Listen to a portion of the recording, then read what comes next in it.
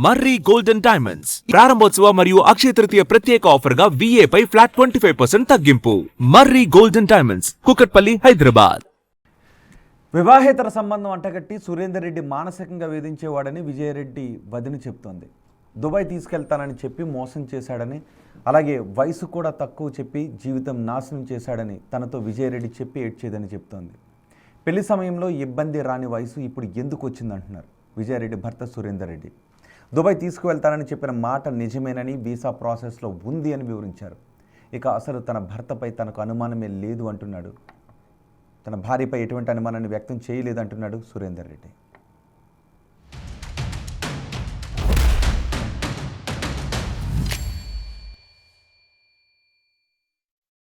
సరిగ్గా ఉండేడు కాదు, responsible person కాదు. ఆయన క్యారెక్టర్ అసాసినేషన్ చేసేవాడు.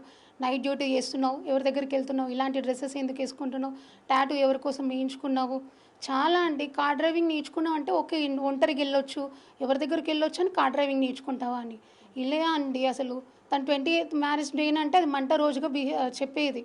వదినా ఎందుకు వదినా అని అన్నా కానీ తన వాట్సాప్ డీపీ ఇప్పటికీ ఉందండి. ప్రజెంట్ బ్లాక్గా అత్తయ్యని ఫుల్ టార్చర్ అండి. నీ కూతురు ఎక్కడికి వెళ్ళేది, ఎవరితో ఉందో నాకు తెలుసు, మీ మళ్ళీ ప్యాంప్లెంట్స్ న్యూస్ పేపర్లో పెట్టి మీ తల్లి కూతుర్లు పని చేస్తున్నారని కంప్లైంట్ చేస్తారంట అండి. ఒక చనిపోయిన పర్సన్ మీద క్యారెక్టర్ అసాసినేషన్, డిఫేమేషన్ చేయడం ఇది ఎక్కడి వరకు న్యాయం అండి?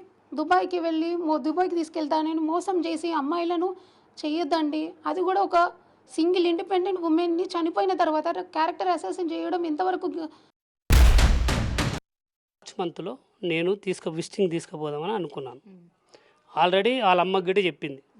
అది ఆ పాండిచేరికి పోయినప్పుడు, వాళ్ళ అరుణాచలం పోయి పాండిచేరికి పోయినప్పుడు, పాండిచేరిలో ఖర్చు పెడుతున్నప్పుడు నువ్వు ఈ ఖర్చుకే భయపడుతున్నావు, నెక్స్ట్ మంత్ దుబాయ్కి తీసుకెళ్తున్నాను అప్పుడేమంటావు అని అన్నది. మేమిద్దరం డిస్కషన్ చేయకుంటే దుబాయ్కి ఎట్లా తీసుకుపోతానని చెప్తుంది.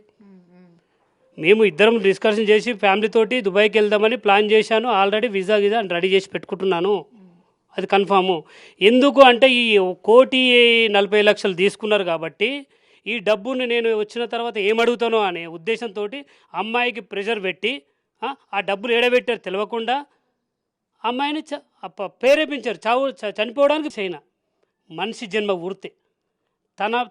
తన అంటే తన భార్య అంటే తన ప్రాణం. తన భార్య ఏది చేసినా, తప్పు చేసినా, రైట్ చేసినా ఎవడు పెట్టుకోడమ్మా. వాళ్ళకు వచ్చే ఆలోచన డిఫరెంట్. ఎవరిని భయభ్రాంతులు చేయాలి, ఎవరితోటి తప్పుడుగా చేయాలి, ఎవరిని బ్లాక్మెయిల్ చేయాలి అనే ఆలోచన వాళ్ళకుంది. నాకు లేదమ్మా. నాకు భార్య మీద అనుమానం ఉంటే డైరెక్ట్ అమ్మాయితోటే అడుగుతాను. వాళ్ళకేమైనా అనుమానం ఉందో చెప్పండి. నాకైతే అనుమానం లేదు. నీతోటే ఉంటుంది కదా, నీతోటే ఉంటప్పుడు నీకేమైనా అనుమానం ఉందో చెప్పు నాకు. నేను మాట్లాడతా. నేనైతే లేను కదమ్మా. ఇప్పుడు నేను ఇంత దూరం ఉన్నాను, నేనైతే చూడలే.